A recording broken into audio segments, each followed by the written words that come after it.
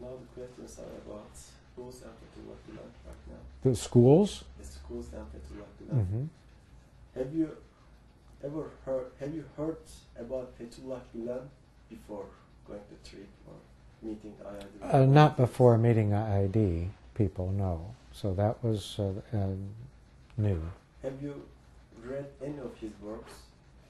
I have. I frankly find him difficult to read. His style or translation, I don't know, is not very easy for me.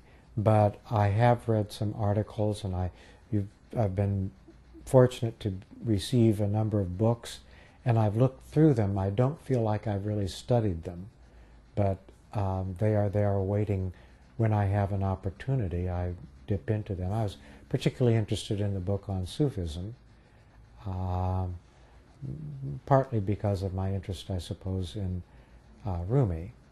But he's written on so many different topics and has a vision for how society can be more wholesome for everybody. And it involves both commitment and respect and dialogue and understanding.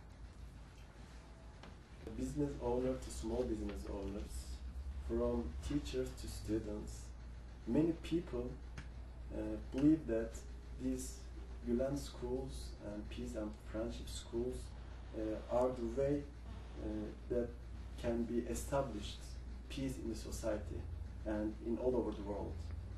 What do you think about this? Well, I think one of the commitments that arises from the teachings of Gulen is the importance of education.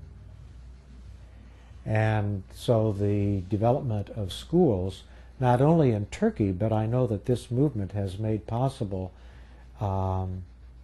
educational enterprises elsewhere around the world. Education seems to be a major focus, and we all have a lot to learn, and preparing young people in an environment that respects other traditions seems to me to be very important. I had an opportunity just this past week to work with 40 high school students here from different schools in the Kansas City area, and their hunger to learn about other religions was great, and they were excited to have the opportunity to visit with each other about their faiths. But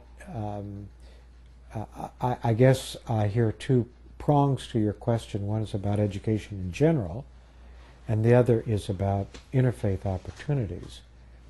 And we need as many interfaith opportunities as possible.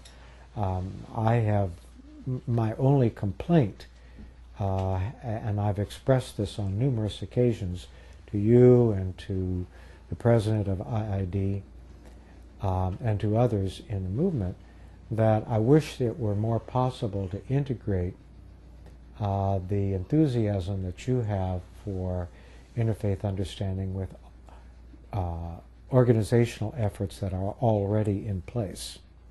I realize, you're a student and your time is limited, but I think it's important for me to say that. I think it'd be more effective.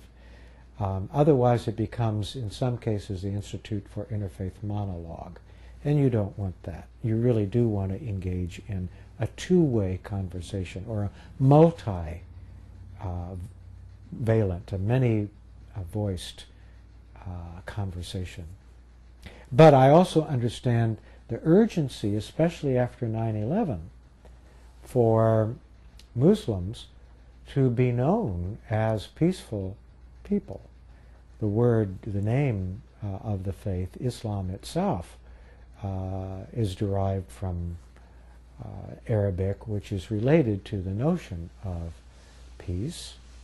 And in the life of Muhammad, peace be upon him, peace was very, very important. He was able to resolve disputes within the societies he served in Mecca and Medina, and he was very reluctant to give permission, even after the greatest provocation, for conflict to take place when his followers were attacked.